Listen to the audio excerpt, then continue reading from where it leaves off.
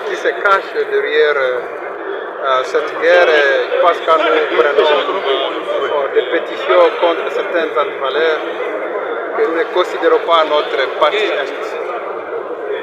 Quand nous réclamons le droit de député, on fait semblant de croire qu'il faut se cacher derrière cette guerre. Jamais.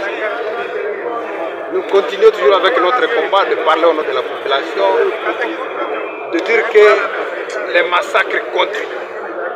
Et trop c'est trop, nous ne voulons pas le silence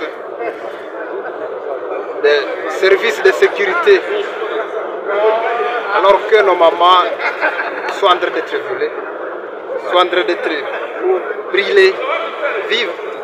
Et cela nous disons, trop c'est trop. Et si donc nous avons donné certaines propositions, certaines recommandations, nous avons dit que la population est capable de se prendre en charge, qu'on crée une structure de la défense qui sera accompagnée par l'armée, mais aussi que les services de sécurité fassent ce travail. Pourquoi pas ajouter l'urgence humanitaire. J'ai souvent dit que depuis que la guerre a commencé à Bunagana jusqu'à aujourd'hui, l'aide humanitaire venant du gouvernement n'a jamais été constatée dans le front Grand Nord. Ainsi donc, nous n'allons pas nous taire tant que cette population sera pliée dans les urgences de l'exécutif. Merci beaucoup. Merci, honorable. Le moment est là pour tout faire. Il n'y a pas un moment précis pour essayer.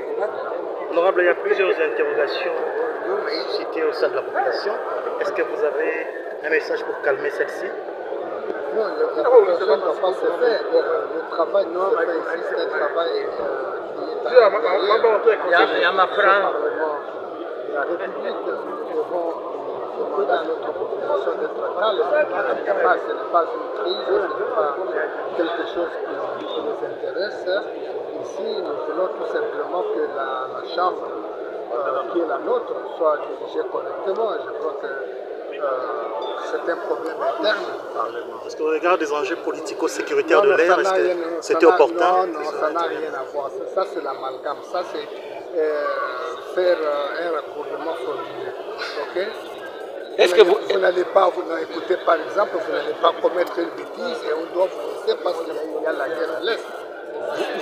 Vous pensez que jusqu'au bout, la géopolitique sera respectée? Si jamais il est destitué, la géopolitique sera respectée? Ce n'est pas la géopolitique, mes amis, mais c'est la représentativité, l'équilibre que la Constitution nous réclame qui sera respecté. C'est l'équilibre national qui sera respecté. Merci, honorable.